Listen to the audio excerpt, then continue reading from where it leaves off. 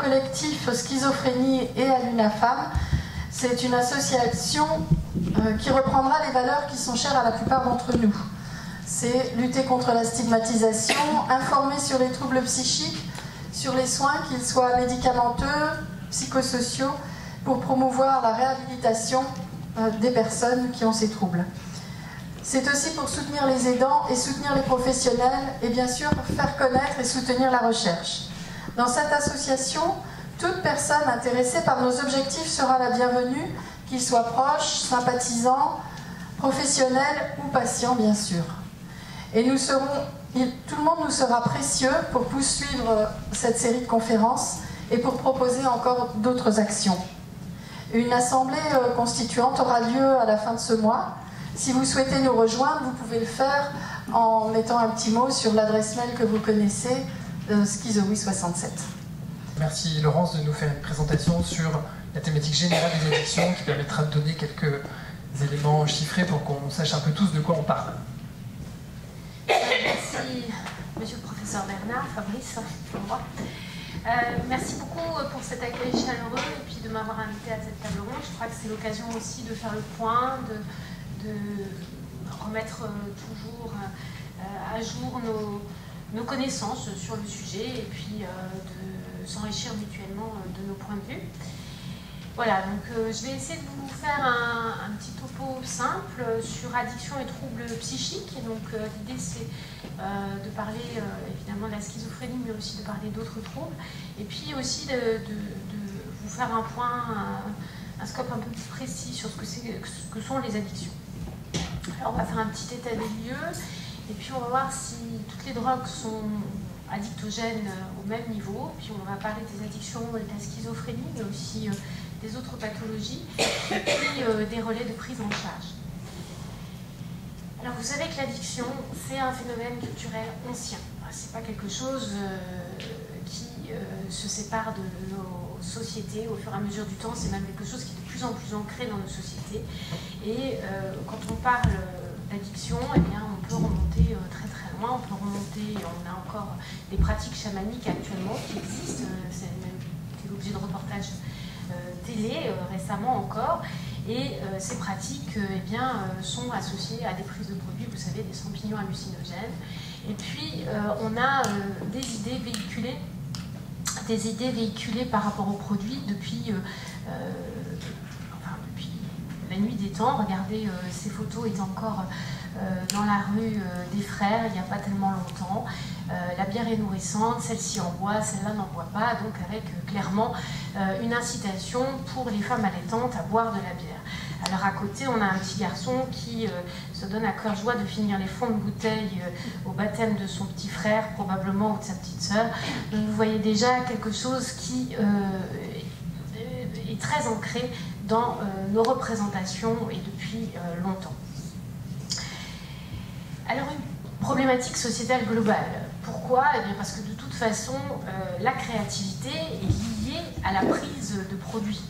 Ça a une fonction dans notre façon de voir le monde et dans notre façon d'aborder les choses, mais c'est un double visage, puisque ça peut être à la fois considéré comme un produit aidant à la créativité, aidant à la performance, puisque vous savez que beaucoup de ces produits ont un côté psychostimulant ou un côté qui détend, et ces côtés-là peuvent être recherchés pour améliorer ses performances.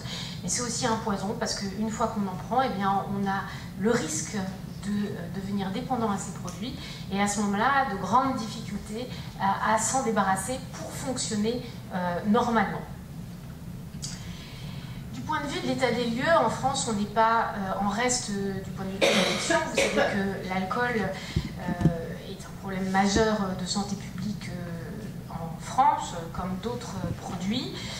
D'autres produits illicites ont maintenant le vent en poupe, notamment les nouveaux produits de synthèse qui font de nombreux dégâts. Et puis, pour le situer, le cannabis, c'est bien encore une substance illicite, hein, pour ceux qui se poseraient la question. Notamment, je vois toujours des jeunes étudiants qui se posent la question de savoir si consommer du cannabis, c'est licite ou illicite. Et donc, c'est bien la première substance illicite consommée en France.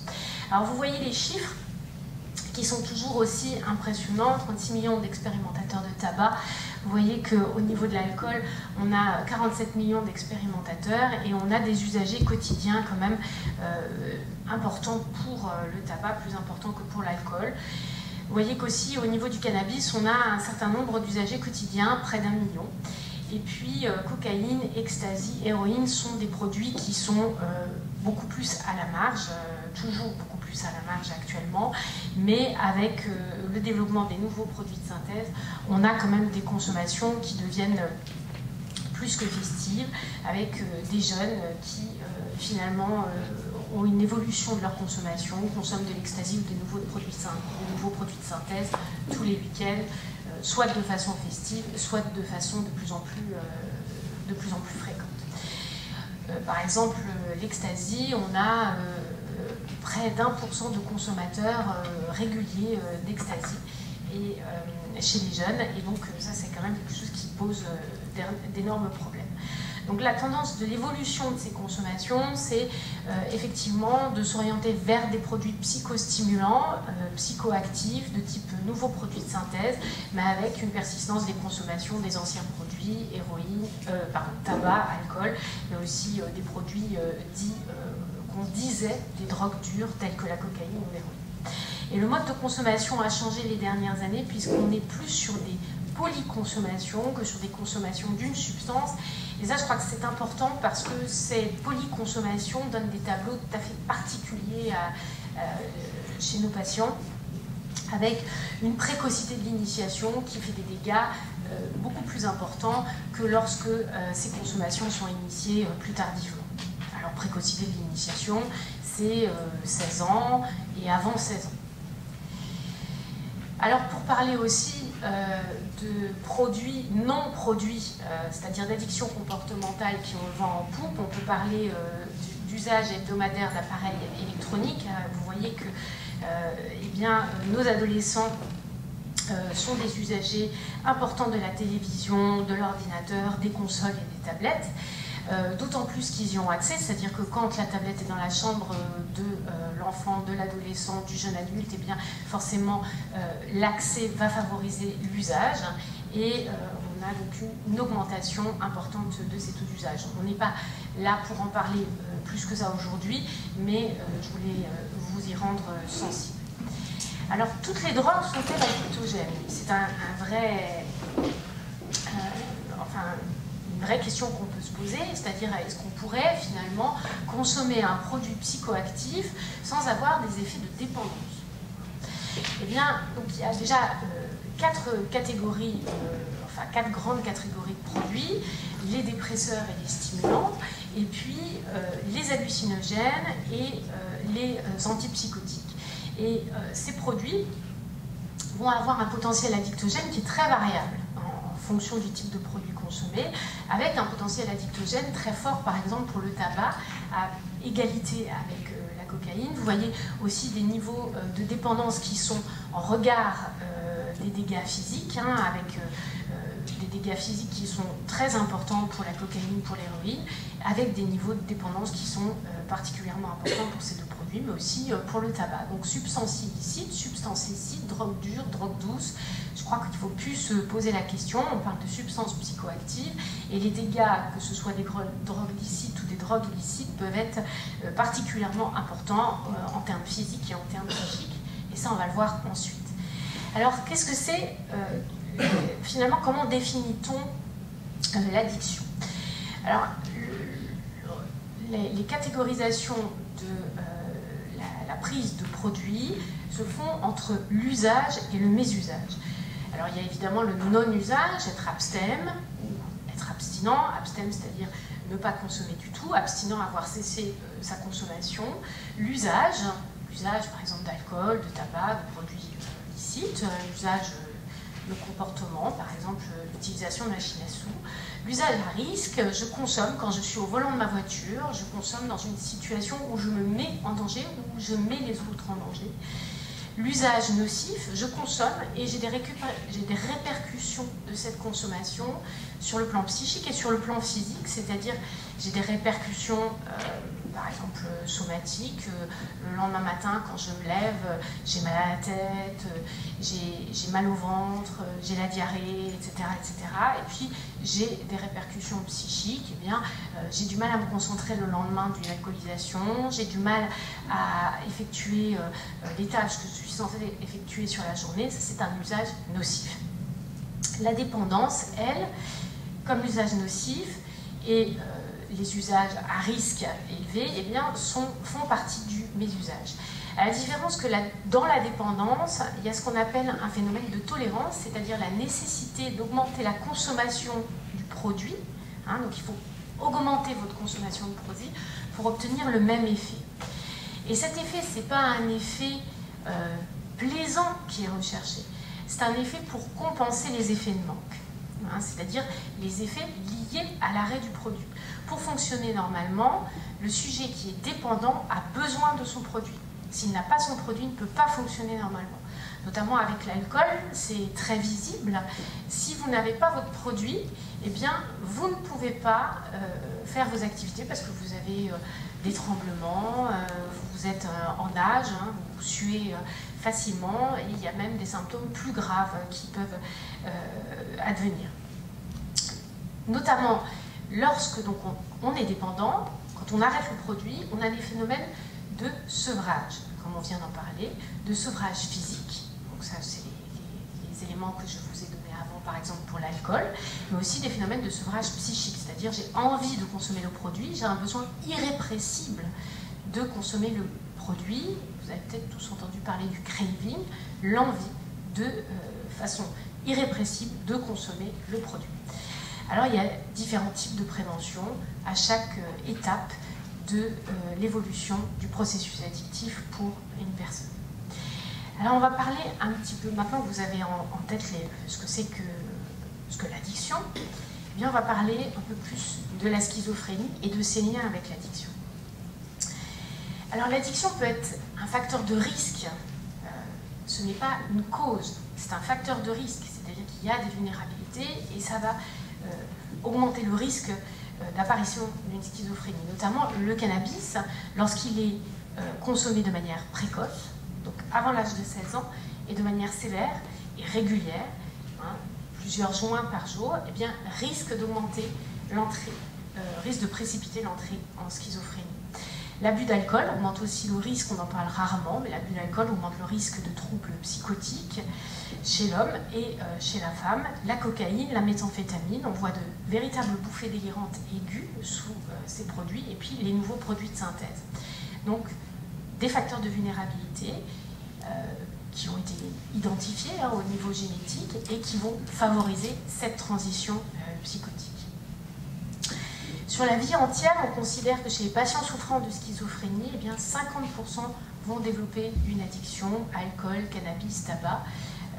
Tabac étant évidemment l'addiction la plus fréquente, jusqu'à 75% chez les patients schizophrènes. C'est différent effectivement en fonction des études, mais le tabagisme est quelque chose de très connu chez nos patients et qui souffrent de schizophrénie. Donc 34% des patients hospitalisés sont des consommateurs réguliers de produits et nombreux sont dépendants au cannabis chez les patients hospitalisés. Là, je fais un focus sur ce type de patients, avec des patients qui peuvent aussi avoir des achats compulsifs, des addictions aux jeux de hasard et d'argent. Et c'est important de le signaler parce que c'est en général des consommateurs, enfin des addictions qui passent au second plan par rapport aux consommations de produits. Voilà. Et du point de vue du tabagisme, eh bien, il faut noter que le tabagisme chez les patients schizophrènes a une prévalence donc élevée, avec une forte dépendance, une forte imprégnation à la nicotine et cotinique, qui est le dérivé métabolique de la nicotine, peu de tentatives d'arrêt et peu d'arrêt prolongé. Donc là, on a un vrai effort à faire pour aider les patients. Alors, si dans la schizophrénie, on a une augmentation du risque addictif et on a vraiment une comorbidité forte avec les addictions, qu'en est-il pour les autres pathologies? Eh bien, donc sur l'étude Lézard que s'est intéressée donc, au risque, à la probabilité de développer une addiction aux drogues, lorsqu'on est porteur d'une pathologie, type par exemple un trouble de l'humeur, un usage d'alcool, et par rapport à la population générale. Eh bien, on voit que ce risque est particulièrement augmenté, par exemple chez les usagers d'alcool ici. Hein, et vous voyez que quand vous avez un usage d'alcool, vous avez une très grande augmentation du risque de développer une addiction aux autres drogues, mais aussi quand vous avez un trouble de l'humeur, un trouble bipolaire, un trouble de la personnalité. Sur le plan clinique, quel est le risque de combiner les produits avec des troubles psychiatriques? Eh bien, c'est l'augmentation des troubles psychiques eux-mêmes, c'est-à-dire des hallucinations, des symptômes dissociatifs, donc des troubles liés à la pathologie elle-même, et puis la majoration des risques de passage à l'acte hétéro et auto-agressif, mais aussi des risques de maladies physiques, hein, les maladies induites par l'alcool, par le tabac, par le cannabis, avec un moindre repérage. Le risque varie en fonction du type de pathologie, du genre et effectivement des antécédents familiaux, mais la plupart du temps, on sait que la pathologie psychiatrique va être primaire et c'est à l'occasion de la rencontre avec le produit que va se développer ultérieurement les symptômes. C'est-à-dire que le produit va favoriser l'apparition des symptômes psychiques qui étaient déjà présents et qui deviennent plus bruyants sous l'influence du produit. Et lorsque le patient rencontre le produit, et notamment les jeunes, ils décrivent une consommation autothérapeutique dans la plupart du temps qui va motiver l'entrée dans la dépendance, c'est-à-dire l'entrée dans le trouble addictif, avec le produit a réellement une fonction anxiolytique par exemple, hein, donc il diminue l'angoisse du sujet qui est déjà particulièrement anxieux et qui utilise ce produit pour calmer son angoisse sans se rendre compte que ce produit va potentialiser son angoisse sur le long terme. Hein, c'est-à-dire que même si sur le court terme ça a un effet de réduction de l'angoisse, et bien sur le long terme ça va activer des processus qui vont maintenir cette anxiété, voire augmenter l'anxiété. Alors, quelles sont les voies de prise en charge pour nos patients? Eh bien, évidemment, c'est une maladie chronique, donc il y aura un retentissement somatique, donc il faut évidemment une prise en charge somatique, une prise en charge du trouble psychiatrique et du trouble addictif en lien, pas de manière séquentielle, mais de manière intégrée, c'est-à-dire qu'il ne s'agit pas de dire on va régler la problématique psychique et puis ensuite on va régler la problématique addictive, ou de dire on va régler la problématique addictive et ensuite on réglera la problématique psychique. Les problèmes liés à l'attention, à la concentration, à la mémoire, le retentissement social et familial et les risques légaux. Donc c'est une prise en charge multidisciplinaire globale, qui implique aussi une pharmacothérapie, des entretiens motivationnels, de différents types de prise en charge, du type cognitivo-comportemental, systémique, familial, autres thérapies qui peuvent être intéressantes dans ce type de prise en charge. Et pour cela, il y a des réseaux et des structures de soins. Ces structures de soins existent partout en France, donc ce sont des structures que vous retrouverez dans l'ensemble des régions de France, que sont par exemple le centre de soins d'accompagnement et de prévention en addictologie. Il y en a un au CHU, il y en a un en ville, il y en a même deux en ville, Alt et Itac.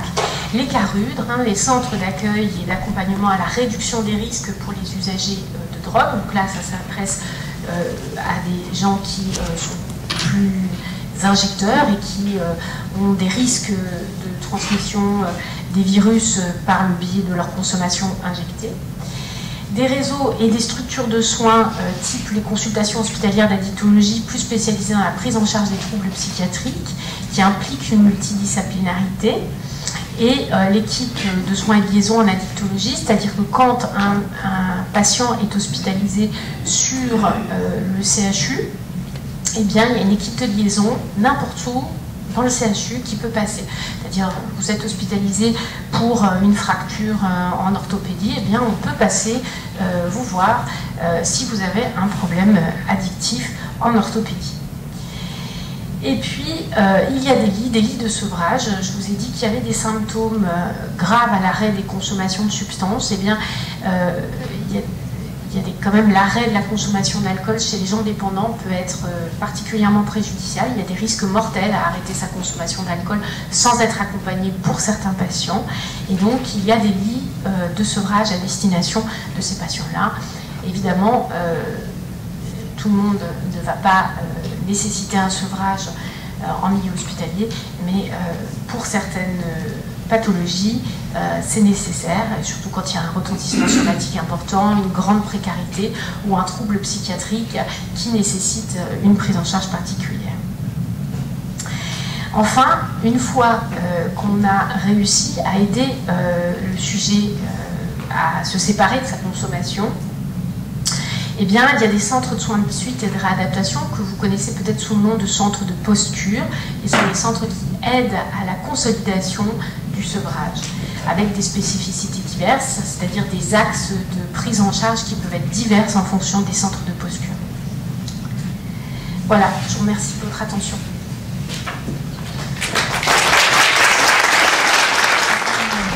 Cette table ronde, on parle de troubles psychiques et addiction, quelque chose qu'on rencontre tous les jours. Donc l'association ITAC, c'est une association qui est médico-sociale, qui est présidée par le professeur Michel Hasselman. Nos activités sont inscrites dans le projet régional de santé. Vous avez sûrement déjà entendu plein de plans gouvernementaux addiction. Nous essayons de partir dans cette ligne. L'association gère deux établissements, donc le XAPA et le CARUD. Dr Lalanne a pu en dire un mot. Donc le CARUD, centre d'accueil, d'accompagnement à la réduction des risques pour l'usage de drogue, et XAPA, le centre de soins, d'accompagnement et de prévention en addictologie. On gère également un réseau de santé qui s'appelle le réseau des microstructures médicales. C'est un fonctionnement en fait comme un centre de soins, mais au sein du cabinet du médecin généraliste. C'est-à-dire que certains médecins généralistes accueillent un ou une psychologue et un ou une travailleur social afin de l'aider dans l'accompagnement des personnes qui ont des problèmes d'addiction. On est structuré essentiellement en 4 pôles. Donc le pôle réduction des risques, donc, qui fait donc intervenir le CARUD. Donc là, en un mot, la réduction des risques, l'idée c'est d'accompagner les gens qui sont dans les consommations actives sans les amener forcément vers un sevrage si ce n'est pas ce qu'elles désirent, mais de les accompagner en réduisant les risques. Parce que consommer peut mettre à mal, mais le choix de la personne n'est pas forcément de se sevrer. Donc à nous d'accompagner du point de vue médical, social, légal aussi, ces personnes-là. Ensuite, le pôle de soins, qui est donc essentiellement le XAPA, le pôle de médecine de ville dont je vous parlais juste avant, et un pôle recherche qui nous permet d'avoir quelques informations et de pouvoir réfléchir autour des problématiques qu'on peut rencontrer sur le terrain. Nos financements, c'est essentiellement l'ARS et la ville de Strasbourg. Notre équipe est de plus en plus grande, on est plus de 60 salariés. On est composé essentiellement de médecins, d'infirmiers et d'infirmières, de travailleurs sociaux, de psychologues. Une psychiatre intervient au centre de soins et un pharmacien. Donc toute cette équipe est pluridisciplinaire et comme on a pu en parler juste avant, nous permet d'accompagner globalement la personne qui vient nous rencontrer. Je vais axer essentiellement sur le CARUD et le XAPA pour vous dire un peu nos missions et comment on accueille les personnes.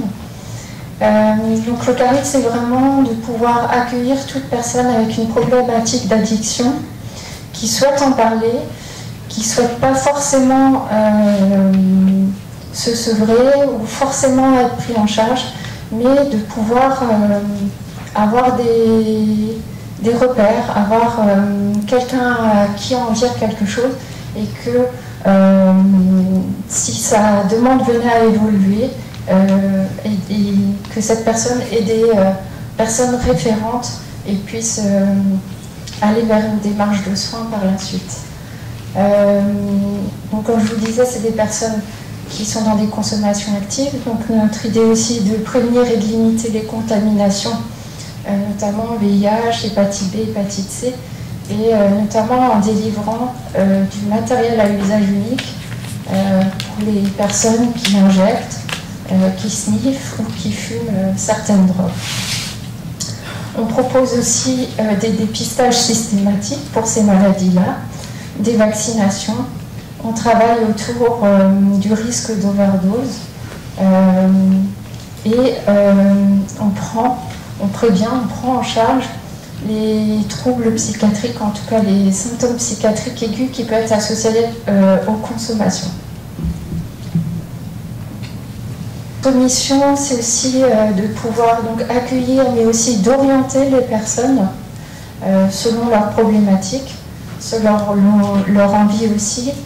Si leur problématique de prime abord, c'est pas forcément la consommation de produits, mais ça peut être le fait de se retrouver à la rue ou d'être en rupture de travail, en rupture familiale, et donc de commencer l'accompagnement par cet axe-là et par la suite l'accompagner de façon plus globale. On essaye de tendre à améliorer leur état de santé tant physique et psychique, et de les accompagner vers l'insertion sociale. On peut les accompagner, si c'est leur demande, vers un sevrage et les cures post-cure dont on parlait avant. Et on a un grand axe de travail qui est l'accompagnement à l'accès aux droits et aux soins, parce que beaucoup de personnes sont en rupture et très éloignées des structures de soins et des structures sociales, si ce n'est d'avoir une sécurité sociale, un hébergement. Donc l'entrée en contact, les personnes sont accueillies pendant nos horaires d'ouverture. L'accueil est assez convivial, on a un lieu d'accueil. On sert du café, une petite restauration, et sur ce lieu, il y a la présence des différents professionnels, médecins, infirmiers, travailleurs sociaux. On délivre à ce moment-là le matériel de prévention et d'injection stérile. On fait ces tests de dépistage, et donc, même si ces personnes sont encore dans la consommation, on leur propose un accompagnement pluriprofessionnel. Ça ressemble à peu près à ça. Donc on est situé au 12 rue Kuhn, c'est à côté de la gare. Ensuite, il y a le XAPA, donc le centre de soins. Pour l'association ITAC, ça se trouve au même endroit, à l'étage au-dessus du CARUD. Donc les équipes qui accompagnent les personnes au CARUD sont également présentes au centre de soins. Parce qu'on ne fait pas une différence des personnes qui consomment ou qui sont en démarche de soins. C'est vraiment de pouvoir les accompagner à tout moment de leur démarche. Donc là, c'est finalement une continuité, voire presque la même chose. C'est vraiment de les accueillir, de les orienter selon leurs problématiques, leur envie, peu importe leur substance consommée, qu'elle soit licite ou illicite. Donc on accompagne des personnes dans des sevrages tabac, par exemple, dans les jeunes personnes qui ont des problématiques avec le cannabis, des personnes qui ont des problématiques avec les jeux d'argent. Donc toute personne avec une problématique addictive est accueillie.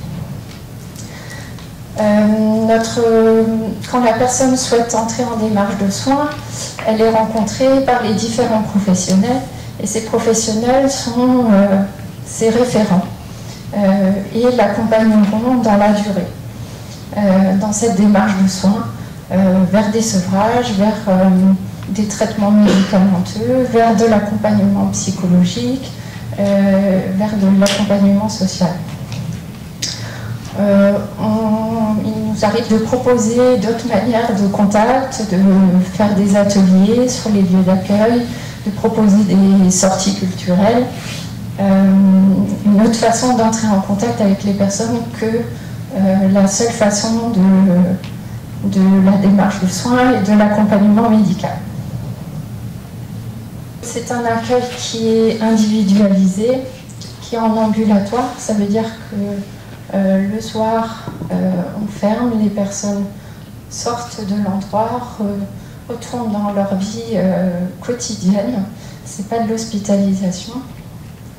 C'est un travail sur la durée qui demande un soutien parfois de longue haleine. Donc on propose aussi des accès à des traitements de substitution aux opiacés qu'on appelle méthadone et Subutex. Je ne sais pas si vous en avez entendu parler.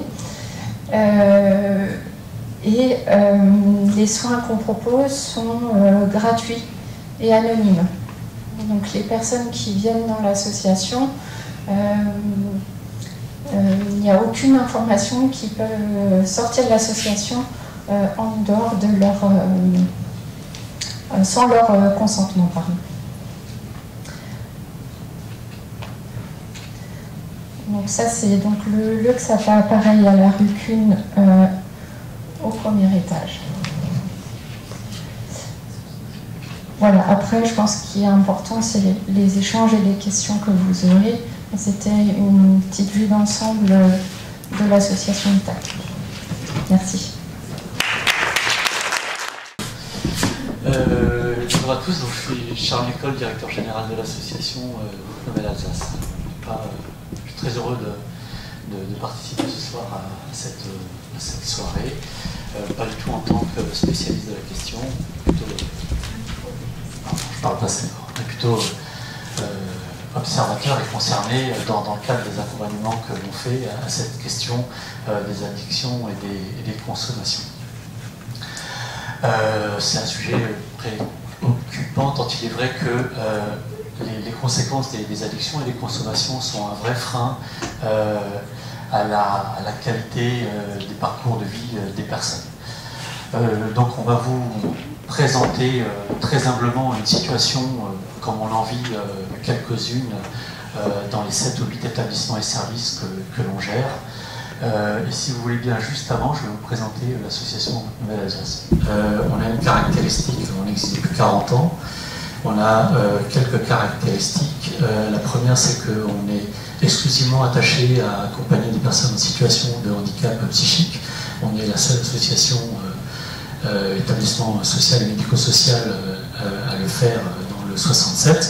En Alsace, on n'est que 2 associations. Et si on regarde la chose au niveau du Grand Est, on est quelques rares associations. Voilà, donc exclusivement attaché à l'accompagnement des personnes en situation de handicap psychique. On a démarré avec un établissement et ensuite on s'est développé à mesure de la constatation des besoins émergents des personnes. Donc on a commencé par un travail parce que c'était la demande et la préoccupation forte. Peut-être j'aurais pu commencer par dire que l'association a été créée avec l'impulsion conjointe de l'UNAFAM et du professeur Léonard Singer. Voilà, donc on a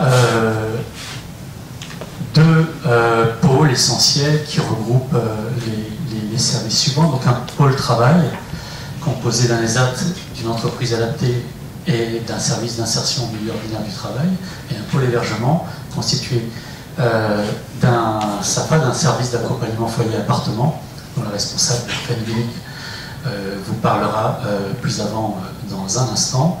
Un foyer d'accueil spécialisé et un foyer d'accueil médicalisé.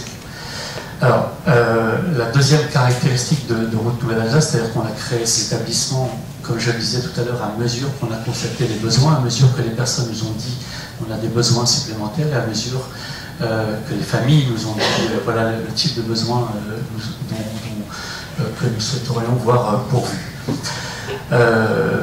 Alors, la deuxième caractéristique, c'est la gradation de l'accompagnement. Si vous regardez les deux pôles, vous constaterez,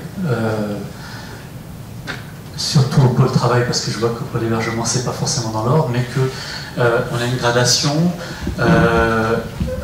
en fonction du niveau d'autonomie et du besoin d'accompagnement des personnes. Les personnes dans le pôle travail qui ont assez peu d'autonomie par rapport au travail, qui ont besoin d'un accompagnement relativement important ou lourd, sont à l'ESAT. Ceux qui sont à l'EA sont des personnes qui sont relativement plus autonomes par rapport au travail, et ceux qui sont en service d'insertion en milieu ordinaire du travail, qui ont parfois un travail et qu'on accompagne au sein du travail, sont relativement autonomes par rapport à la question du travail. Et si on observe maintenant le pôle hébergement, on se rend compte, à condition de commencer par le SAFA, que ce sont des personnes qui sont en foyer et en appartement autonome et qu'on accompagne en tant que de besoin, alors qu'au FAS, ce sont des personnes qui conservent une autonomie, mais néanmoins pas suffisante pour pouvoir être totalement autonomes, tandis qu'au foyer d'accueil médicalisé, ce sont des personnes qui ont besoin d'un accompagnement, notamment médical, supplémentaire. Voilà, donc c'est un certain nombre de caractéristiques auxquelles on tient, puisque c'est un montage solide qui permet aux personnes d'avoir un parcours qui peut s'améliorer, voire un accompagnement adapté lorsque c'est plutôt une dégradation de leur capacité que l'on constate. Ça marche dans les deux sens. Voilà. Et puis on a deux services, je dirais satellites, qui ne sont pas proprement parlé hébergés par ces deux pôles. Un service de protection judiciaire, les mandataires judiciaires aux personnes majeures protégées. Et le dernier né de nos établissements, un CREPSI Grand Est, dont j'ai le plaisir de vous annoncer que depuis le 1er janvier 2020, il est devenu un établissement autorisé au sens ARS du terme, c'est-à-dire qu'il a l'autorisation d'exercer pour 15 ans, reconductible par tacite reconduction. Et que donc c'est un centre de ressources spécialisé dans le handicap psychique, qui a une vocation à s'intéresser au territoire de la grande région, donc du Grand Est, moyennant le fait que 3 autres associations nous ont rejointes pour être présents dans l'ensemble de la grande région. Donc Santé Mentale Alsace pour le Haut-Rhin, Espoir 54 pour la région Lorraine, et puis l'association Les Antes pour la Champagne-Ardenne. Voilà, j'en dis pas plus, je vais laisser la parole à quelque chose. La suite de ce que je vais vous présenter. Donc le SAFA, c'est un service d'accompagnement à la vie sociale qui a pour vocation de faciliter l'accès et le maintien de personnes en situation de handicap psychique dans le cadre de leur logement ou dans le cadre d'appartements ou de studios associatifs qui sont proposés à la sous-location par l'association Route Nouvelle Alsace. Donc à ce jour, concrètement, on est une équipe de 6 éducateurs spécialisés qui intervenons au domicile des personnes et qui intervenons sur différentes thématiques, à savoir aussi bien l'entretien du logement que l'hygiène personnelle, que le côté alimentaire, que la gestion du budget, les démarches administratives, le suivi médical, etc. L'équipe éducative réalise aussi un travail très important de médiation entre les professionnels médico-sociaux, les mandataires judiciaires, les familles, également et toutes autres personnes en fait qui vont graviter autour de la personne. Donc notre service il intervient sur le secteur Strasbourg et l'Eurométropole, et pour en bénéficier, il s'agit au préalable d'obtenir auprès de la maison départementale des personnes handicapées une orientation vers un SAVS. Il s'agit aussi d'être suivi régulièrement par un médecin psychiatre et d'avoir un état de santé qui soit suffisamment stabilisé pour être compatible finalement avec un accompagnement. Voilà. Alors, si vous souhaitez des précisions, je vous propose qu'on en rediscute à la fin. Maintenant, ce que je souhaiterais vous présenter, en fait, c'est la réflexion qui est finalement très récente et qui a mené notre service sur la question des addictions et sur l'impact de ces addictions sur l'accompagnement qui est proposé à nos usagers. Alors je pense que je ne vous surprendrai pas en vous annonçant qu'on vit actuellement dans une société qui est finalement addictogène, une société de l'immédiateté qui va vite, très vite, parfois trop vite, et qui entraîne de ce fait, pour les plus vulnérables, qui les entraîne dans une spirale finalement de l'addiction. Alors ce phénomène qui touche aussi les personnes en situation de handicap psychique va nous obliger, nous travailleurs sociaux et professionnels du secteur médico-social, à adapter nos pratiques pour appréhender dans la globalité les situations des personnes et faire en sorte que le travail d'accompagnement auquel nous sommes tenus soit finalement le plus efficient, le plus efficace possible pour les personnes accompagnées. Alors au SAFA, la question des addictions, elle n'est pas toute nouvelle. Hein. On travaillait déjà avec les addictions, mais c'était plus avec le tabac finalement et le cannabis qui ont toujours été pris en compte dans notre travail d'accompagnement. D'ailleurs, le tabac a parfois même été banalisé et considéré parfois à tort ou à raison par les professionnels comme un moyen pour la personne en situation de handicap psychique d'occuper son temps, de rompre la solitude, de gérer ses angoisses ou parfois aussi créer du lien social. Alors finalement, jusqu'à il y a quelques mois encore, ces addictions ne venaient pas entraver notre travail d'accompagnement et elles ne venaient surtout pas remettre en question remettre en question le maintien même dans le logement. Les discours préventifs, le cadrage éducatif proposé par l'équipe, le règlement de fonctionnement du service et le soutien des partenaires médicaux suffisaient, semblait-il, à faire en sorte qu'addiction et accompagnement puissent, c'est pas un très beau mot, mais on va dire cohabiter. Alors par ailleurs, ça va vous sembler peut-être étonnant, mais parmi les 30 personnes que nous accompagnons, nous avions assez peu de personnes qui avaient à la fois un handicap psychique et étaient concernées par des addictions dans un contexte de dépendance.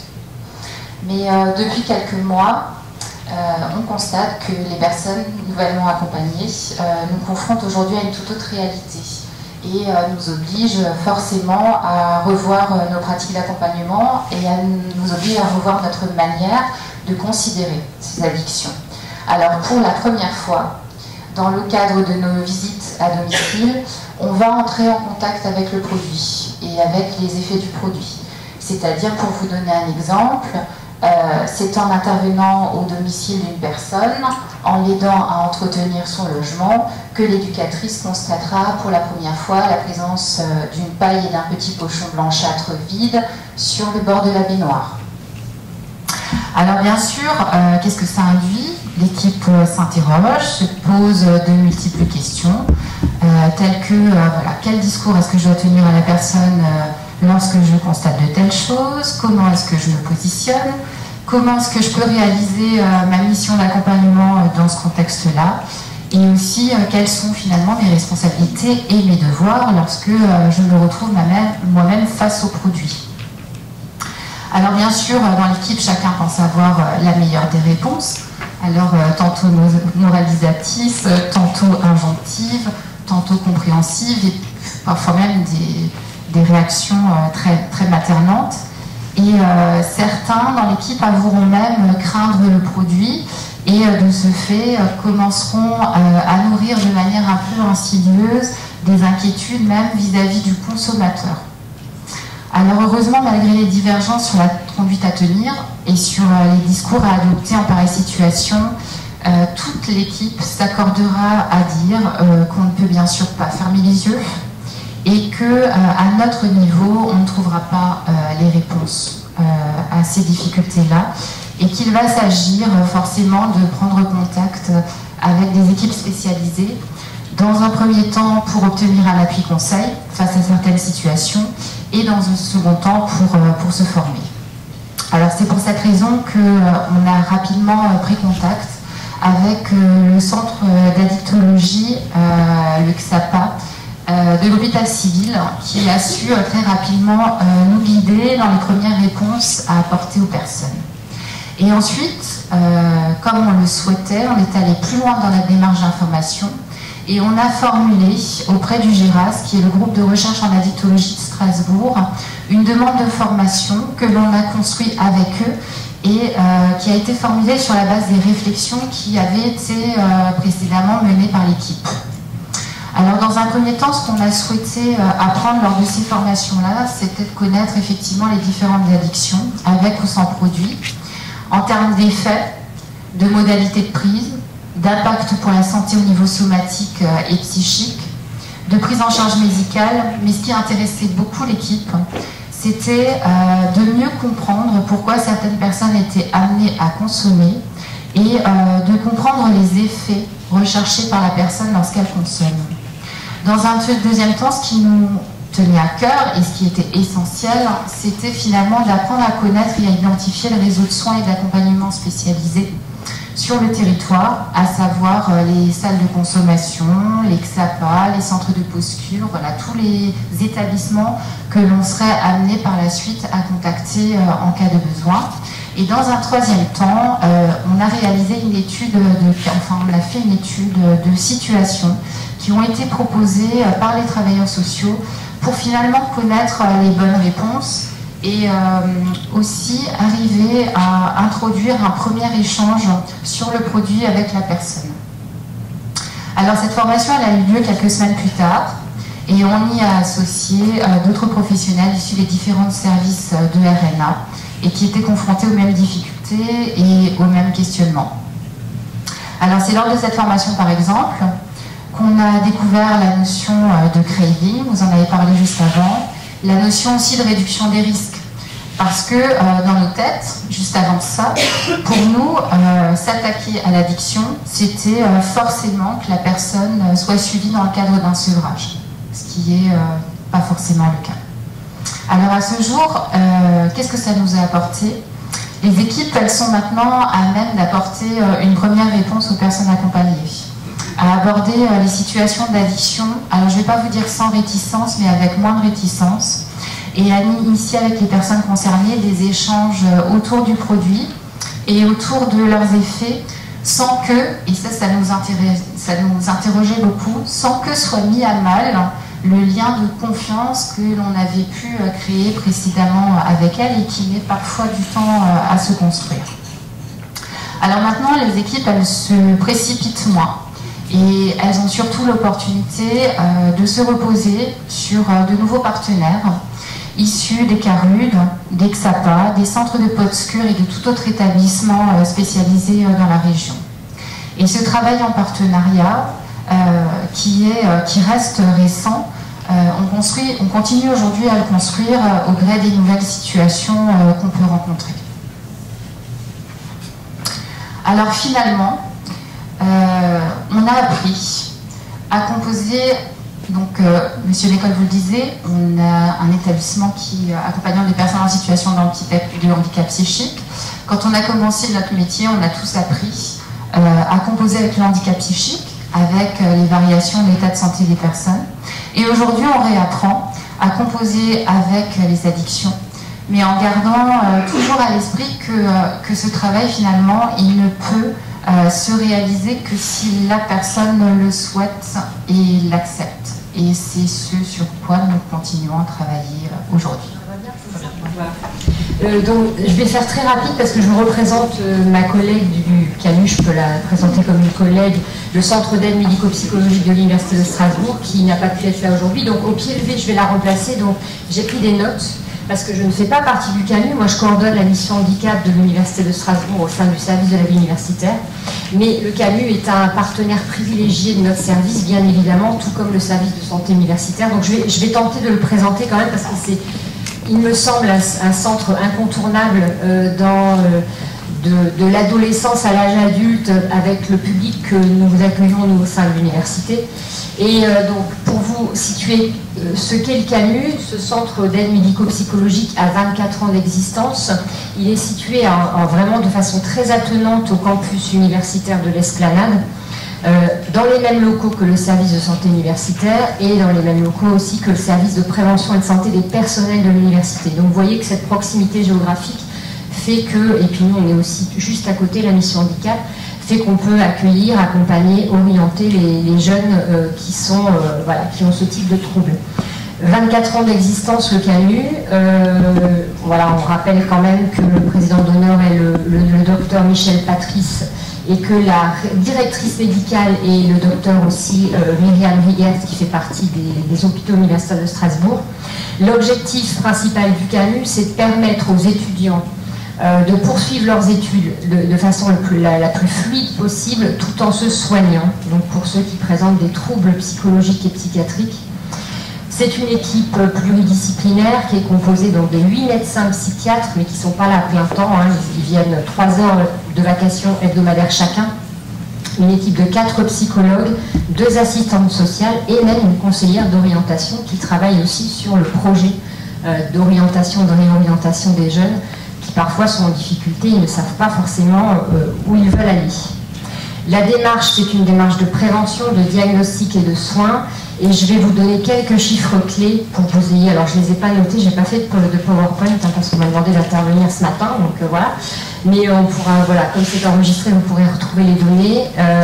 Et puis, il y a un site aussi sur le CANU. 50 000 étudiants composent l'Université de Strasbourg, en tout cas fréquentent l'Université de Strasbourg, c'est pour vous donner le chiffre global et à partir de là, vous donner quelques chiffres concernant la fréquentation au CANU. Donc les demandes de rendez-vous, qui sont des demandes de rendez-vous, ça représente alors toujours une année N-1, donc l'année antérieure, 6 931 demandes de rendez-vous. On peut regarder, vous regarderez si vous avez la curiosité sur les 10 ans auparavant, c'est exponentiel l'augmentation, on est à 10 à 11% d'augmentation par an de toutes ces données-là. Même à la mission handicap, on est depuis 3 ans à 20% d'augmentation des étudiants en situation de handicap, tout handicap confondu, c'est vous dire qu'on a du travail. Le nombre d'entretiens qui ne sont pas tout à fait pareils que le nombre de demandes, c'est 4105 entretiens qui sont effectués au CANU. Et ce qui représente en nombre d'étudiants, parce que vous imaginez que il y a plus d'entretiens que d'étudiants, c'est 1182 étudiants qui sont concernés, donc qui viennent consulter au CANU et ils consultent bien sûr plusieurs fois. Ce qui est intéressant, c'est que les 6 premières consultations au CANU sont gratuites, en tout cas prises en charge par la sécurité sociale, il faudrait quand même le dire comme ça, mais en tout cas les étudiants ne déboursent pas de frais par rapport à ces consultations. L'idée, c'est surtout de dépister, de repérer des situations parfois, des difficultés qui peuvent être graves, qui ont des manifestations somatiques, relationnelles, psychologiques. Ça, c'est le boulot du CANU. Et sur les 1182 étudiants qui viennent, donc qui ont consulté au CANU en 2018-2019, 11%, en fait, ça représente 11% d'augmentation. Et 163 personnes vont faire l'objet de demandes en fait, de prise en charge médicale spécifique. Donc vous voyez, forcément, il n'y a pas forcément un accompagnement suivi après, ou alors ça peut se faire avec des professionnels en ville, mais en tout cas, il va y avoir une orientation pour 163 étudiants. Ça représente en termes d'actes, 3 par étudiant, 3,5 actes par étudiant en moyenne cette année, enfin l'année précédente. Autre chiffre, juste pour vous situer la population, moi j'ai repris les données du CANU, 82% sont des femmes, enfin des jeunes femmes, qui consultent au CANU et 68% ont entre 18 et 24 ans. Alors juste aussi, je vais faire rapide, mais pour vous donner quelques informations aussi, les typologies en fait, de problèmes rencontrés sur ces jeunes qui accèdent aux études supérieures, et on sait très bien que c'est une période charnière, les études supérieures, l'entrée dans le supérieur, où on voit attentes en tout cas qui vont exploser, en tout cas qui vont se manifester très fortement dans le supérieur. Donc voilà, pareil, je reprends les chiffres. On a des problématiques bien sûr psychologiques qui peuvent être mixtes et associées, c'est-à-dire avec des difficultés à entrer dans les études, donc dans ce qu'on appelle l'académique chez nous, mais aussi la difficulté à entrer dans la vie de campus, dans la vie universitaire et dans l'autonomie.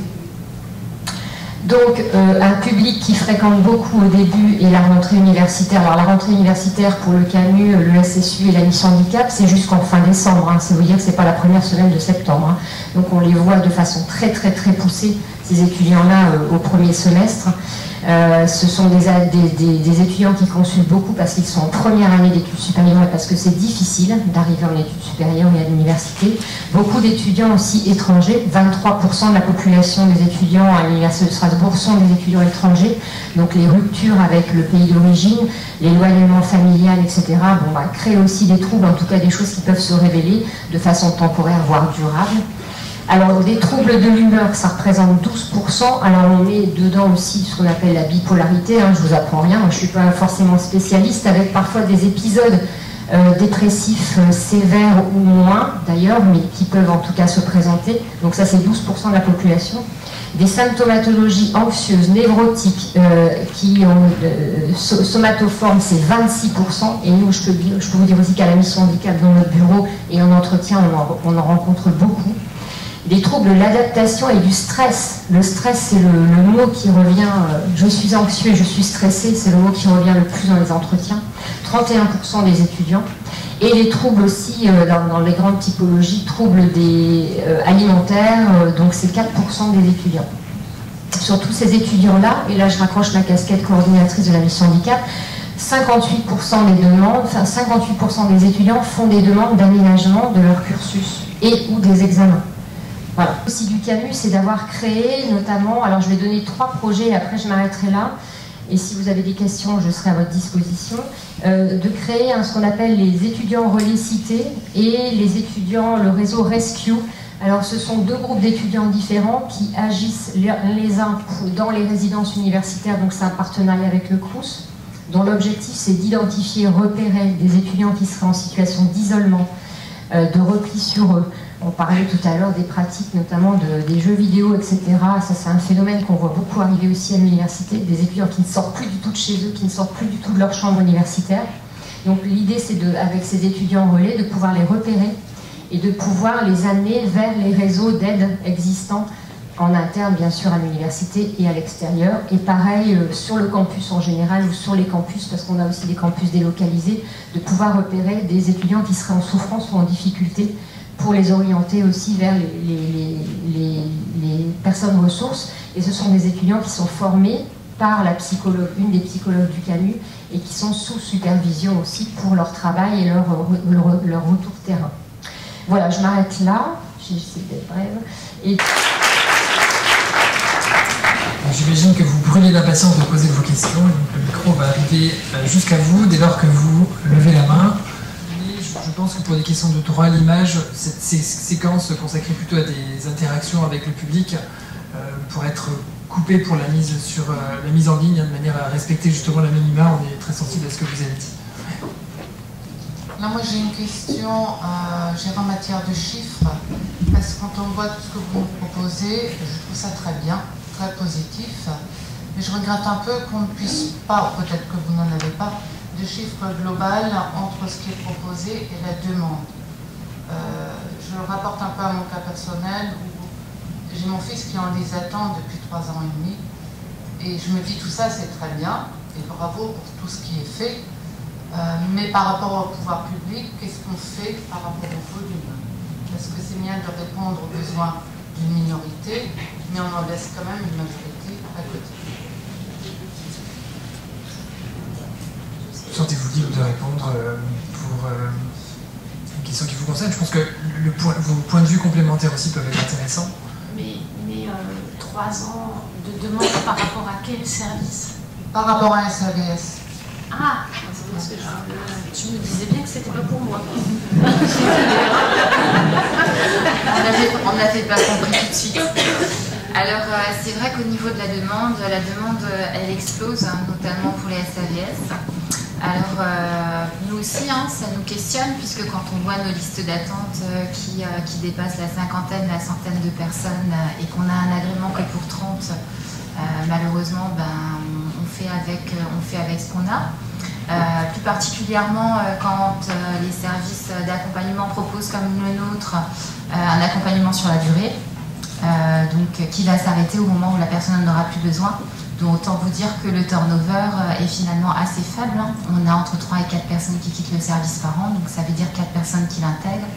avec plus de 400 personnes à l'heure actuelle au niveau de la NPH qui attendent les places. Alors par chance, il n'y a pas que le SAVS Route Nouvelle Alsace qui fonctionne, on a d'autres SAVS sur le secteur qui ont des agréments parfois plus importants. On attend les appels à projets peut-être pour des places supplémentaires. C'est pas prévu pour les prochains temps. Disons que c'est d'autant plus inquiétant qu'au vu de tout ce que vous avez présenté, vous avez quand même mis en évidence une augmentation des cas. Ah oui, on a une augmentation, effectivement, on a une augmentation des situations. Maintenant, je n'ai pas plus de réponses à vous apporter quant à la suite. Oui, alors Anne Cléty, bonjour. Je tenais d'abord à remercier l'ensemble des intervenants et je suis très étonnée et fort contente du travail qui est réalisé sur l'ensemble du secteur. Néanmoins, je me pose la question, c'est une question d'actualité et de ce jour, est-ce que vous avez assez de personnel pour faire tout ce que vous proposez? C'est la première question. La deuxième, vous avez dit que vous aviez 80% de patients schizophrènes qui souffrent de troubles d'addiction. Est-ce que dans les établissements hospitaliers, ils sont orientés de manière systématique au moment de l'hospitalisation vers un service d'addictologie? Est-ce que ça fait partie de leur cursus de soins? À la demande des organisatrices, il nous a été demandé pour que justement on puisse continuer d'enregistrer cette deuxième partie, la réponse aux questions, on va se permettre de reformuler vos questions de manière à pouvoir, elles, les enregistrer et les réponses qui vont avec. Donc à la question, y a-t-il suffisamment de monde sur les structures pour prendre en charge les patients? La réponse est, ça dépend de ce que vous entendez par suffisamment de monde. Parce qu'effectivement, c'est pas un scoop de dire que dans les hôpitaux, il manque des médecins, il manque des infirmières, etc. Mais je crois qu'on fait en sorte, je ne sais pas si Flavie Auster confirmera, mais je crois qu'on fait en sorte de répondre le plus rapidement possible à la demande. En sachant que, évidemment, on ne soigne qu'une partie des gens, parce que d'abord, il faut que les patients puissent adhérer à ce suivi en ambulatoire et puis s'intégrer dans une prise en charge. Donc, évidemment, il faut une demande de la part des patients. À la question, y a-t-il des prises en charge systématiques des patients qui souffrent d'addiction lorsqu'ils sont hospitalisés en psychiatrie? Je dirais qu'il y a une orientation, en tous les cas, très régulière pour tout ce qui est problématique alcool et drogue vers des XAPA et des structures adéquates. Par contre, pour ce qui est tabac, il va falloir qu'on améliore nos performances, ça c'est sûr. Et donc oui, il y a encore de gros progrès à faire, mais en même temps, comme vous le soulignez, il y a quand même des difficultés à mettre en adéquation les moyens et la demande. Comme je le disais tout à l'heure, chez les patients schizophrènes, on a un haut taux de rechute par rapport à la dépendance au tabac. Et donc là, on sait qu'on a beaucoup de travail à faire, nous, addictologues, pour sensibiliser à la fois les équipes de psychiatrie, mais aussi pour mettre en face des réponses plus adéquates. Hein, parce qu'il n'y a pas que la sensibilisation, il y a aussi des réponses adéquates. Je vais juste aussi un peu compléter, parce que je parle du côté ambulatoire, où finalement le premier motif de contact, c'est la consommation de produits et pas forcément les troubles psychiatriques.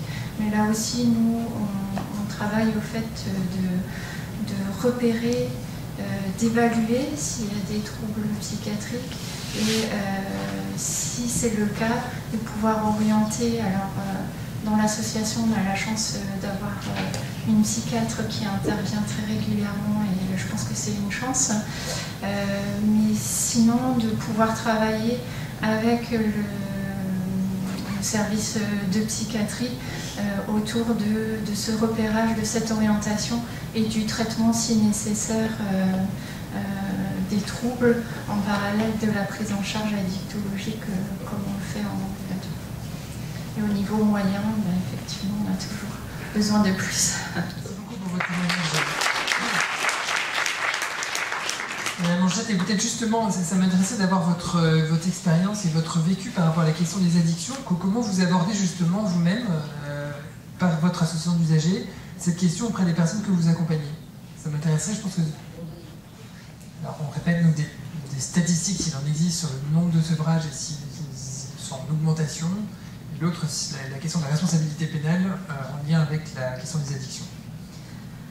Alors, ce qui est des chiffres ou des statistiques, si je comprends bien la question, c'est pas forcément juste en nom, mais est-ce que ça a amené quelque chose, si on peut parler de réussite? Moi, j'aime pas trop parler de ça, parce que finalement, c'est un accompagnement au long cours. Des personnes vont faire plusieurs sevrages dans leur vie, vont avoir plusieurs accompagnements différents à des moments différents de leur vie. Donc ça me paraît compliqué.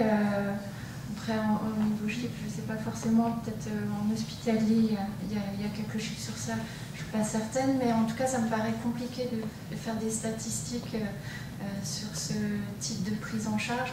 Maintenant, dans la demande, on peut le voir au quotidien, elle est de plus en plus importante, on rencontre de plus en plus de personnes en grande difficulté.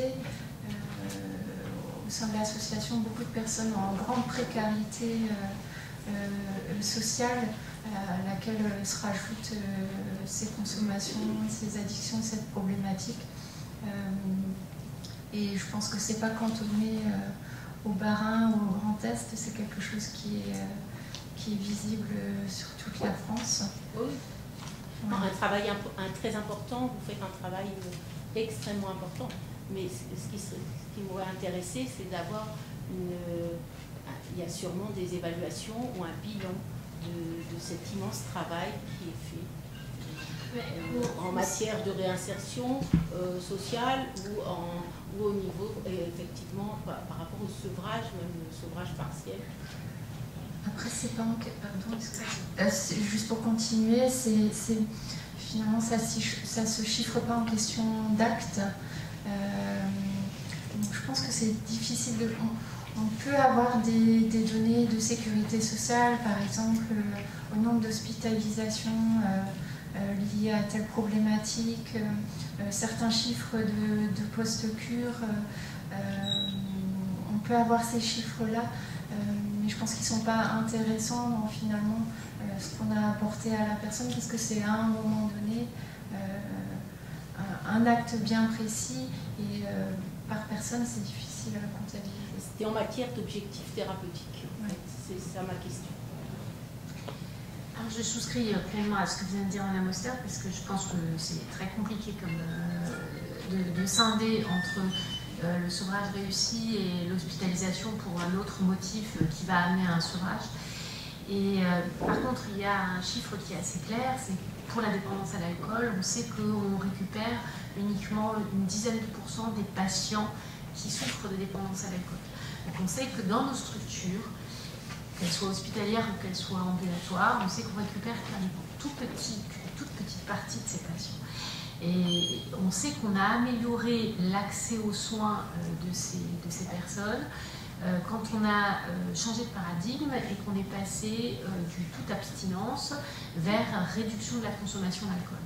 Donc on sait que quand on parle aussi de réduction des risques, comme Madame Auster en parlait tout à l'heure, on sait qu'on récupère un certain nombre de personnes qui vont pouvoir mieux s'intégrer dans ces concepts-là, réduire leur consommation, être accompagnées dans cette prise en charge, plutôt que de parler d'abstinence et d'avoir cet objectif. Vous parlez d'objectif, je crois que c'est l'essentiel qui va amener le patient à la consultation. On peut parler d'objectifs en termes de réduction des risques. Réduction des risques, vous parlez de problèmes d'addiction et de problèmes juridiques, de peine notamment. Et bien justement, une façon d'aider les personnes, c'est de leur expliquer quels sont les risques de leur consommation dans telle ou telle situation. Par exemple, au volant d'une voiture. Les gens ont beau connaître la loi, ils ne sont pas toujours conscients quand ils sont en situation de consommation qu'eux-mêmes sont en infraction. Donc rien que réexpliquer ça, ça peut être une façon de les aider. Et donc on a élargi notre offre de soins au moment où on a changé de paradigme et qu'on est passé de l'abstinence vers la réduction de la consommation, réduction de risque. Comment pouvoir aider les personnes qui ont des problématiques d'addiction autour de nous. C'est une question pas simple et que tout le monde a dû se poser et beaucoup de personnes ont dû se retrouver face à de l'impuissance ou de l'incompréhension, des difficultés face à ça. Moi je pense que ce qui est important c'est d'être auprès de la personne et d'être toujours présent et disponible pour cette personne-là. Maintenant, du point de vue individuel, ça peut parfois être compliqué parce que chacun a ses propres problèmes. Et pour ça, il existe aussi des consultations entourage, notamment à l'association ITAC. On a une psychologue qui reçoit les personnes qui peuvent être en contact, amis, proches, parents, enfants, grands-parents, tantes, oncles, proches de personnes ayant une problématique addictive, et dans l'idée de réfléchir comment on peut se positionner soi-même face à ça, comment aussi on peut réfléchir autour des émotions que ça peut nous apporter et se rendre pour le coup après plus disponible pour la personne dans l'accompagnement.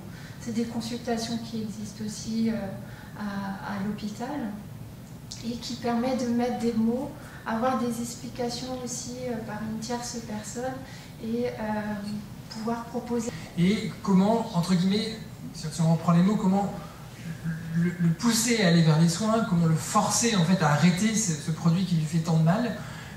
Et donc merci beaucoup pour votre témoignage sur ces dispositifs que vous avez mis en place. Est-ce que vous pourriez nous dire quelques mots de petits trucs comme ça que vous pouvez conseiller aux aidants pour soit faciliter l'accès aux soins quand c'est possible, soit dans une position d'attente ou d'acceptation temporaire de la situation? Est-ce que vous pouvez donner quelques petits trucs? Je pense que plusieurs personnes dans la salle seraient intéressées d'entendre ça. L'important, c'est déjà, je pense, de s'informer soi-même, parce qu'on a tous des idées autour de ce que peut être l'addiction, des idées autour de ce que peut être la prise en charge des addictions, de comment ça doit se passer, et de pouvoir chercher des informations et des conseils à l'extérieur permet déjà à soi-même d'avoir eu le temps de réfléchir autour de ça, même si chaque situation est unique à chaque fois. C'est de s'entourer, de ne pas être seul dans cet accompagnement-là. Et là aussi, c'est pouvoir se référer au maximum vers des associations de patients, de personnes qui ont des problématiques addictives, vers des centres spécialisés en addictologie, vers la médecine générale, parce que les médecins généralistes sont là aussi pour soutenir ces personnes-là. Donc, trouver des personnes ressources, que ce soit des patients ou des professionnels. Après, ce qui est important, c'est être à l'écoute de la personne, de ses envies. Souvent, on a envie de se dire la personne est en train de se dégrader, met sa vie en danger. On n'a qu'une envie, c'est que ça change d'un seul coup. Sauf que malheureusement, il faut pouvoir accompagner la personne dans ce qu'elle veut. Et forcer n'a jamais apporté de grandes réussites à l'accompagnement. Donc c'est vraiment être à côté de la personne, entendre ce qu'elle a à dire, entendre les moments où il y a une demande d'aide et de pouvoir à ce moment-là, puisqu'on est informé et conseillé, aller vers les personnes ressources et accompagner au mieux la personne. Merci.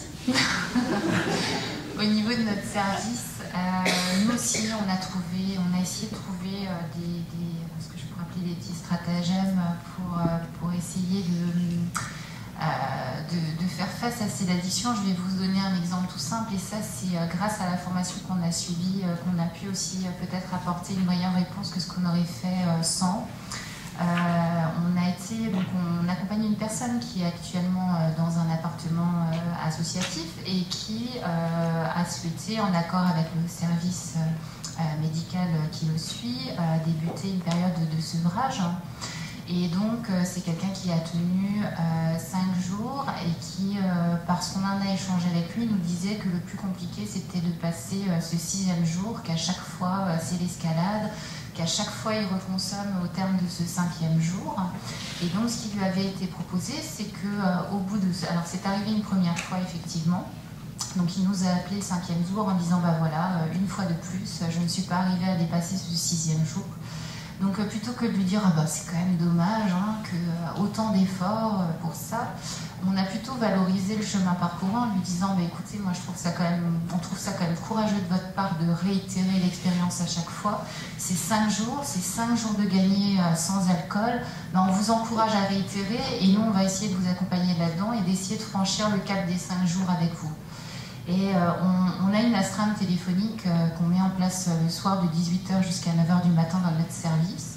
Et c'est souvent vers 18h30 que cette personne reconsommait le 5e jour. Et donc on lui a proposé un appel téléphonique en lui disant voilà, vous allez appeler autant de fois l'astreinte que nécessaire, mais on va essayer de franchir ce cap du 6e jour. Et effectivement, ça a fonctionné. Alors depuis, il a bien sûr reconsommé.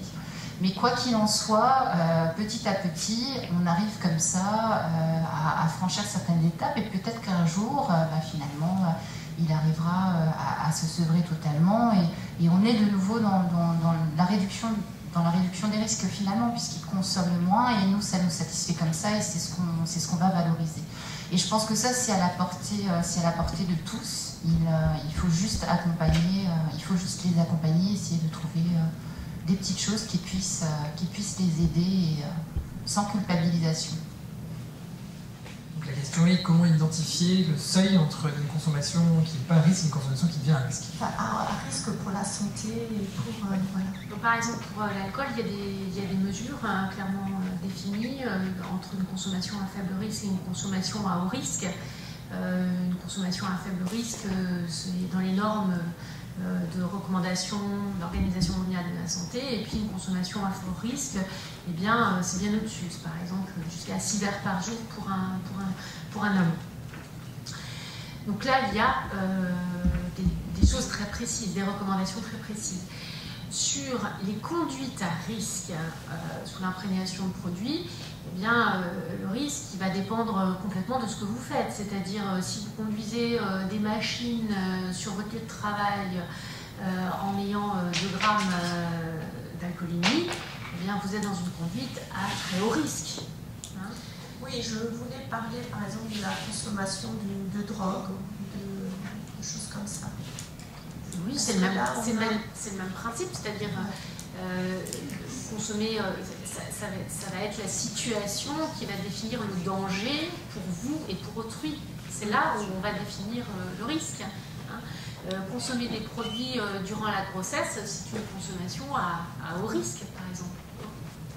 La situation de la grossesse fait qu'on va être dans une situation à haut risque. C'est pas pour autant qu'il va falloir culpabiliser la femme enceinte, mais c'est une situation à risque.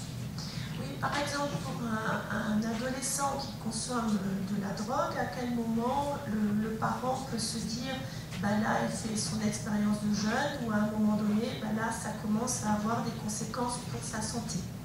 Je crois qu'un ado qui consomme de la drogue, il faut s'inquiéter parce qu'il consomme de la drogue. Ouais. C'est donc tout de suite. Tout de suite, ouais. Et pouvoir en parler, c'est nécessaire. Ouais.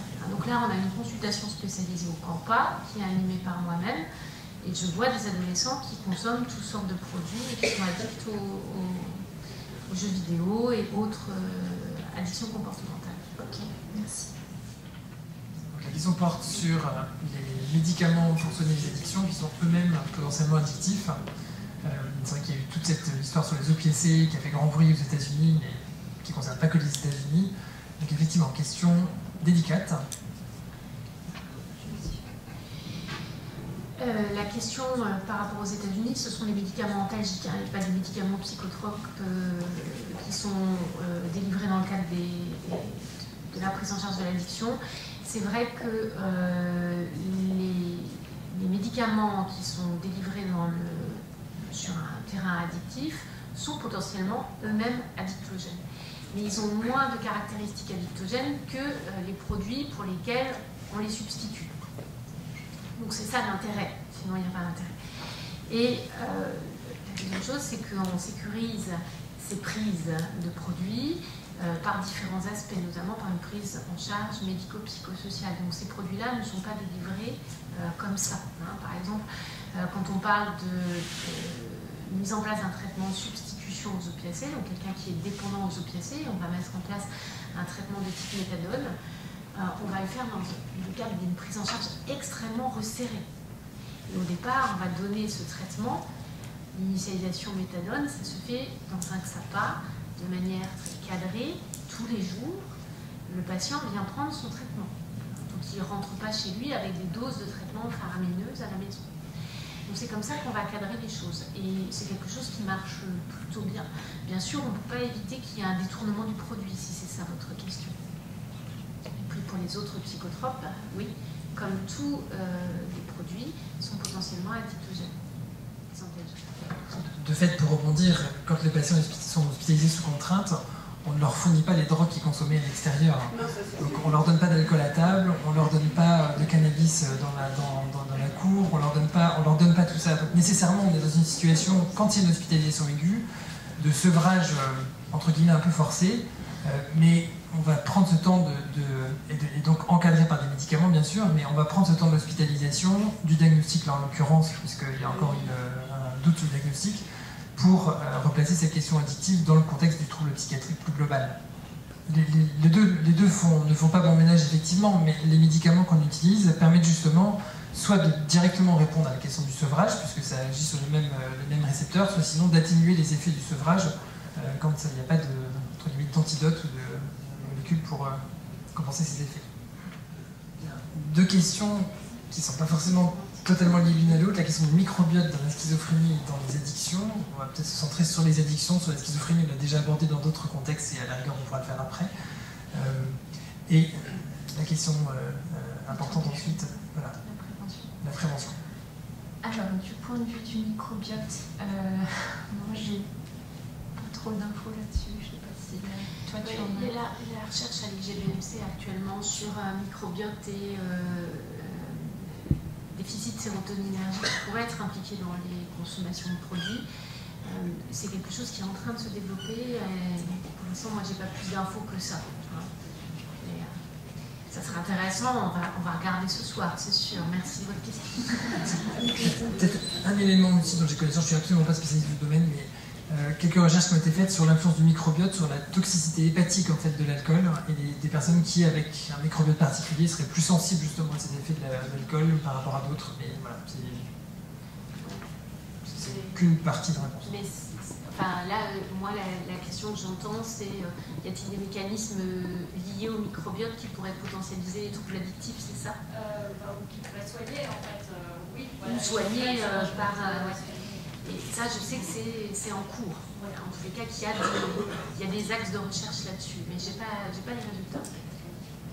Après, je pense qu'il est aussi important de dire, c'est qu'il y a beaucoup de recherches sur beaucoup d'axes différents autour des addictions, parce que c'est une problématique qui est complexe, et je ne pense pas qu'on trouvera une solution à une chose. Et c'est pour ça que le panel de recherche va sur différentes choses, le microbiote, la génétique, la clinique, beaucoup de choses. Donc ça se bouge pas mal autour de la recherche autour des addictions. Donc on espère pouvoir avoir des résultats dans les prochains temps. Et du point de vue de la prévention chez les jeunes, je parle pour le nom de l'association, mais c'est vrai dans les autres centres de soins addictologiques. On a effectivement des interventions dans les classes auprès des lycées, des collèges de la région assez régulièrement. On est en contact avec les infirmières scolaires qui demandent ces interventions-là. Alors, on se souvient tous, quand on était au lycée ou au collège, des interventions des policiers autour des consommations, qui travaillaient surtout autour de la peur et des conséquences que ça pouvait apporter. Là, l'idée, c'est plus d'amener le dialogue autour de ça, parce qu'on sait aussi qu'avec les jeunes personnes, le lien de confiance n'est pas toujours facile à créer, et du coup, le dialogue non plus. Mais donc là, l'idée, c'est vraiment de pouvoir en parler assez librement, tant sur les conséquences, mais sur les effets aussi que ça apporte,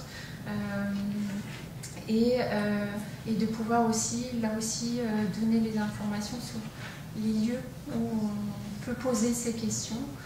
Il y a des consultations jeunes consommateurs qui existent à Strasbourg et un peu partout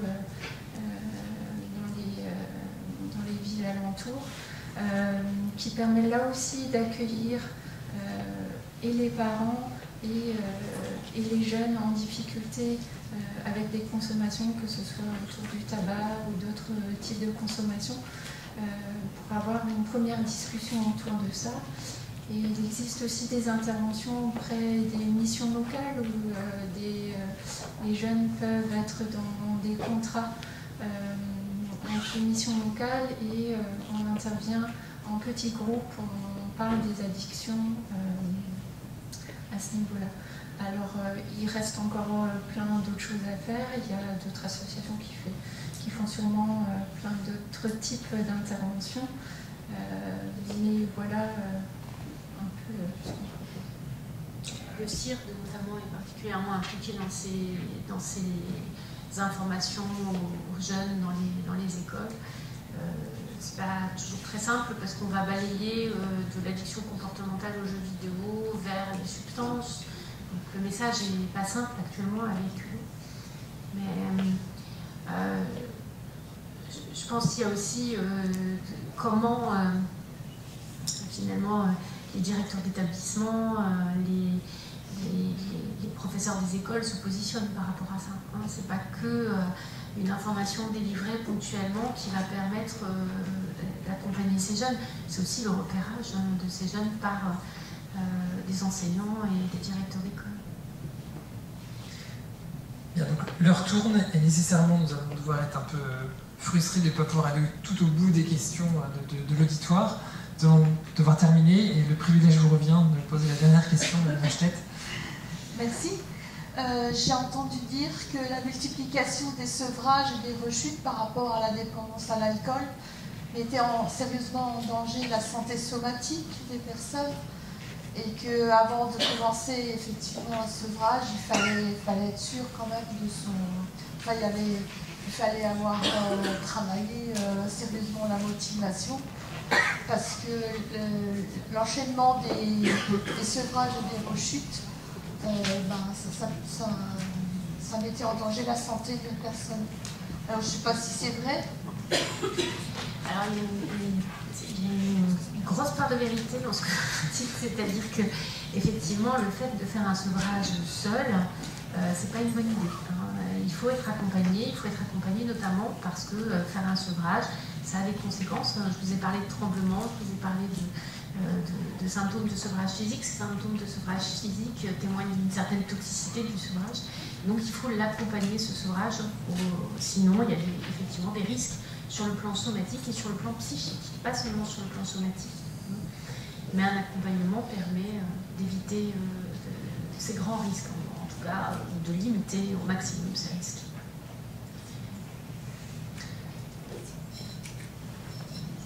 Je voulais simplement vous remercier dans la salle pour votre participation active, remercier bien sûr nos trois intervenantes pour la qualité de leurs interventions et de leurs réponses qui je pense ont été très éclairantes pour les questions avec lesquelles vous veniez. Et je crois que la soirée n'est pas complètement finie puisque vous avez des choses à nous annoncer. Oui, c'est juste en remerciant tout le monde de vous proposer de venir prendre un pot d'amitié à côté avec un petit grignotage. Vous avez été très patients. Merci à tout le monde.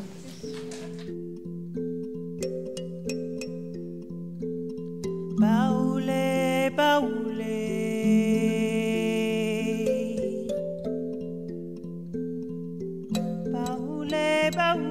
bamune na